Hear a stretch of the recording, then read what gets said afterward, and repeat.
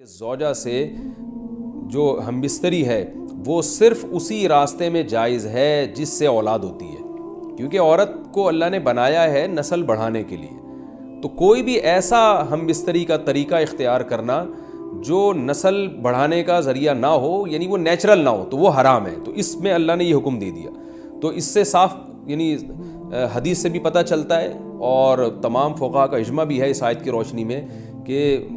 مسئلہ تھوڑا حیا کے خلاف ہے، لیکن میرا خیال ہے بتانا ضروری ہے کہ پچھلے راستے سے عورت سے ہم بستری کرنا بالکل حرام ہے، ناجائز ہے، اور نبی صلی اللہ علیہ وسلم کی اس پہ بہت شدید لعنت ہے، بہت شدید وعید ہے۔ تو یہ بالکل اللیگل ہے اسلام میں کہ عورت کے پچھلے راستے سے اس سے ہم بستری کی جائے۔ جو لوگ لڑکوں سے بدفعلی کے عادی ہوتے ہیں ان کو یہ ایک چسکا لگ جاتا ہے، تو یہ حرام ہے، ناجائز ہے، کیونکہ اللہ نے بتا دیا کہ یہ تمہارے لیے بمنزلہ نساؤکم حرث لکم، تمہاری عورتیں تمہارے لیے بمنزلہ کھیت کے ہیں۔ حرث عربی میں کھیت کو کہتے ہیں، تو بمنزلہ کھیت کے ہیں۔ جیسے بیج ڈالا جاتا ہے کھیت میں اور اس سے پیداوار بڑھتی ہے، تو عورت کی جو ایک حیثیت ہے، نیچر نے جو اس کی ایک حیثیت متعین کی ہے، وہ بھی ایک نسل بڑھانے کا ذریعہ ہے، جس میں مرد کا جو اسپم ہے وہ بطور بیج کے ہے، اور جو اولاد ہے وہ ایک پیداوار کی طرح ہے۔ تو اللہ نے یہ یاد رکھیں، اس آیت کو نا بہت سارے غیر مسلموں نے عورت کے خلاف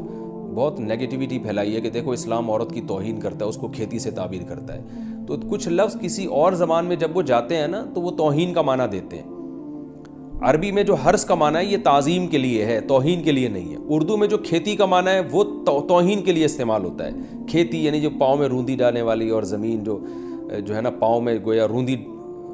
اس کو روندا جا رہا ہے۔ تو اس لیے اس کا اردو میں بالکل اسی طرح جو لوگ ترجمہ کر دیتے ہیں کہ عورتیں تمہاری کھیتیاں ہیں، تو یہ ترجمہ میرا خیال ہے اس لیے درست نہیں ہے کہ اردو میں اس کا مفہوم ہی چینج ہو جاتا ہے۔ یعنی گویا ایک عزت کے لیے جو لفظ اللہ نے استعمال کیا وہ ذلت کا ذریعہ بن جاتا ہے۔ تو اس لیے کسی بھی زبان میں جب ہم کسی بھی لفظ کا ترجمہ کرتے ہیں تو اس زبان کے ہمیں محاوروں کو دیکھنا چاہیے کہ اس زبان میں یہ لفظ کس معنی میں استعمال ہو رہا ہے۔ مثال کے طور پر ہو سکتا ہے کتا کا لفظ کسی زبان میں وفاداری کے لیے استعمال ہوتا ہو، کسی کو لوگ ڈاگ کہتے ہوں تو اس کا مقصد ہوتا ہے وفادار انسان ہے، لیکن ہمارے ہاں اردو میں گالی ہے وہ، اور آپ بولیں کہ بھئی وہ فلاں قوم ڈاگ کہتی ہے تو ہم کتا کہیں گے، تو آپ جب اس کا ترجمہ اردو میں کریں گے تو کتے سے نہیں کر سکتے۔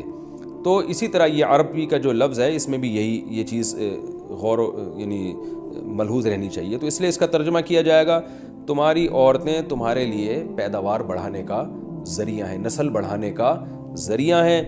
فاتو حرثکم، تم اپنے اس نسل بڑھانے کے ذریعے کے پاس آؤ،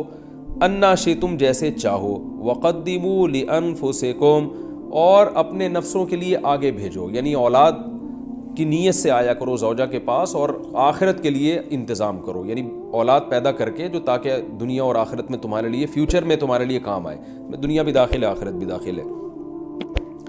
تو اس آیت کا بھی ایک شان نزول ہے کہ صحابہ کرام تو چونکہ جو خواتین تھیں مکہ میں صدیوں سے وہ لوگ آباد تھے، ان کے سفر خاص طور پہ عورتوں کے سفر بہت ہی کم ہوا کرتے تھے۔ تو جب ہجرت ہوئی ہے اور جو ہے نا ہجرت کر کے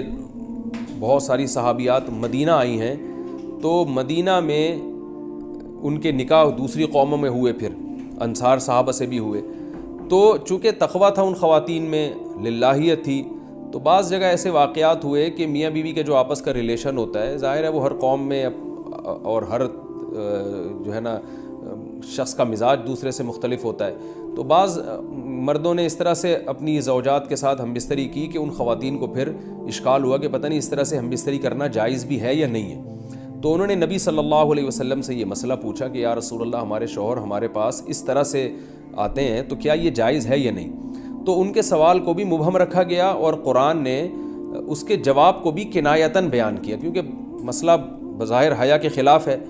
تو قرآن جب بھی کوئی ایسی بات ہوتی ہے تو اشارتاً کنایتاً اس کا تذکرہ کر دیتا ہے تاکہ مسئلہ بھی واضح ہو جائے، کیونکہ ظاہر ہے اس کی ضرورت تو قیامت تک آنے والے انسانوں کو پڑ سکتی ہے نا۔ یہ تو ہر میاں بیوی کا اپنا ایک ذاتی مسئلہ ہوتا ہے کہ ہمیں کس طرح سے پرمیشن ہے، کس طرح سے پرمیشن نہیں ہے۔ تو اللہ تعالیٰ نے بھی اشارتاً ہی اس حکم کو قرآن میں بیان کر دیا، اور قرآن میں اس لیے بیان کیا کہ تاکہ اس میں کوئی اجتہادی اختلاف کی گنجائش نہ رہے۔ تو اللہ نے قرآن مجید میں بیان کیا، فرمایا نساؤکم حرث لکم، تمہاری جو ازواج ہیں، تمہاری جو بیویاں ہیں، وہ تمہارے لیے بمنزلہ کھیت ہیں۔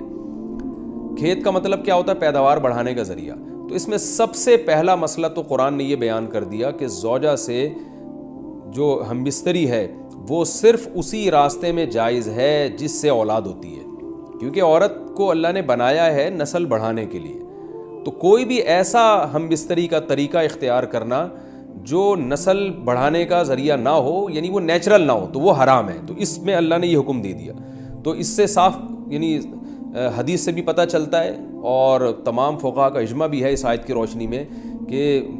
مسئلہ تھوڑا حیا کے خلاف ہے، لیکن میرا خیال ہے بتانا ضروری ہے کہ پچھلے راستے سے عورت سے ہم بستری کرنا بالکل حرام ہے، ناجائز ہے، اور نبی صلی اللہ علیہ وسلم کی اس پہ بہت شدید لعنت ہے، بہت شدید وعید ہے۔ تو یہ بالکل اللیگل ہے اسلام میں کہ عورت کے پچھلے راستے سے اس سے ہم بستری کی جائے۔ جو لوگ لڑکوں سے بدفعلی کے عادی ہوتے ہیں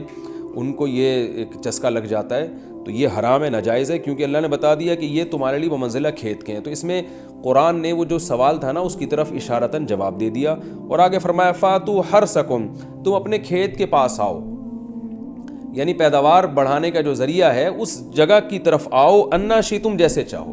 یعنی باقی جس طرح سے تم چاہو زوجہ سے ہم بستری کر سکتے ہو، اس میں کوئی خاص طریقہ متعین نہیں ہے۔ میاں بیوی کا ایک دوسرے سے کوئی پردہ نہیں ہے، ہن لباس لکم وانتم لباس لہن، یہ دونوں ایک دوسرے کے لیے لباس ہیں۔ تو اس میں طریقہ کار کوئی بھی ہو سکتا ہے، کسی بھی طرح سے کرنا چاہو ایک دوسرے سے لطف اندوز ہو سکتے ہو، لیکن فاتو حرثکم آنا موضع حرث میں ہے۔ حرث کا مطلب وہ اس جگہ کی طرف آنا ہے جہاں سے نسل بڑھتی ہے، کسی اور راستے کی طرف۔ اس سے صاف طور پر جو ہے نا وہ جو فاسق فاجر لوگوں کی جو برائی ہے، جو لڑکوں سے بدفعلی کے نتیجے میں پیدا ہوتی ہے، اس کا اللہ نے قلع قمع کر دیا کہ اس کی اسلام میں بالکل اجازت نہیں ہے۔ باقی طریقہ کار کیا ہوگا یہ تمہارے اوپر، اس کی اللہ نے تمہیں اجازت دی ہے۔ وَقَدِّمُوا لِأَنفُسِكُمْ، اور چونکہ بار بار حرث کا تذکرہ ہو رہا ہے کہ نسل بڑھانے کا، تو اس لیے اللہ نے فرمایا کہ قدموا لانفسکم، اپنی ذات کے لیے فیوچر میں انتظام کرو۔ قدموا کا مطلب آگے بھیجو اپنی ذات کے لیے سرمایہ۔ کیا مطلب کہ جب زوجہ سے ہم بستری کرو تو نیت اولاد کی ہونی چاہیے، تاکہ وہ اولاد دنیا میں بھی اور آخرت میں بھی تمہارے لیے ذخیرہ بن جائے۔ تو یہ نسل بڑھانے کی بہت زبردست ترغیب ہے اس آیت میں، اور اس آیت میں اللہ نے عورت کا کہ بہت ساری ذمہ داریوں میں سے ایک بڑی ذمہ داری کا بھی بیان بتا دیا کہ عورت کو اللہ نے بنایا ہے، جو مرد اور عورت کا جو فرق رکھا ہے نا، اس فرق کی بڑی وجہ یہی ہے کہ مرد کے اسپم کو اللہ نے بیج کے طور پہ پیدا کیا ہے، اور عورت کو اللہ نے زمین کے طور پہ۔ تو بیج اور زمین کے ملاپ کا بنیادی مقصد ہی نسل بڑھانا، پیداوار بڑھانا ہوتا ہے، نہ یہ کہ نسل روکنا۔ آج فیملی پلاننگ والوں نے اس آیت کی دھجیاں اڑا دی ہیں، اور جو پوری دنیا میں ایک بیہودہ قسم کی تحریک چل رہی ہے، یہ آیت بالکل اس کی نفی کر رہی ہے۔ اس لیے اللہ نے فرمایا اچھا، اللہ نے اس کا بھی جواب دے دیا کہ جو فیملی پلاننگ والے کہتے ہیں نا نسل بڑھنے سے تمہارا نقصان ہوگا، خرچے بڑھ جائیں گے، تو اللہ فرماتا ہے قدموا لانفسکم، تمہارا فیوچر بن جائے گا، سنور جائے گا، کیونکہ اولاد پہ اتنی انویسٹمنٹ نہیں ہوتی جتنا اس کا آؤٹ پٹ ہوتا ہے۔ ان پٹ کم ہے، آؤٹ پٹ زیادہ ہے، انویسٹمنٹ کم ہے، اس کے جو پروفٹ ہے وہ زیادہ ہے، دنیا میں بھی اور آخرت میں بھی۔ تو اللہ نے فرمایا اپنے نفس کے لیے، فیوچر کے لیے انتظام کرو، بڑھاپے کے لیے انتظام کرو۔ تمہارے بیٹے ہوں گے، بیٹیاں ہوں گی، پوتے ہوں گے، نواسے ہوں گے، بہویں ہوں گی، یہ دنیا کا مستقبل اور آخرت کا مستقبل کیا ہے۔ جو عبداللہ بن عمر رضی اللہ تعالیٰ عنہ نے جب نکاح کا ارادہ ترک کیا تو آپ کی جو ہمشیرہ تھی حضرت حفصہ، انہوں نے فرمایا کہ نکاح کرو، تمہارے اولاد ہوگی، دنیا سے جاؤ گے تو تمہارے لیے دعائیں مانگے گی، تو یہ آخرت کے لیے ذخیرہ ہے۔ تو اس لیے اللہ نے فرمایا کہ آخرت کے لیے ذخیرہ کرو، واتقوا اللہ، اور اللہ سے ڈرو، واعلموا انکم ملاقوہ، اور جان لو کہ تم نے ایک دن اللہ سے ملاقات کرنی ہے۔ تو جتنے حکام اللہ نے تمہیں اس آیت میں دیے ہیں ان تمام حکام کو تم نے فالو کرنا ہے۔ وبشر المومنین، اور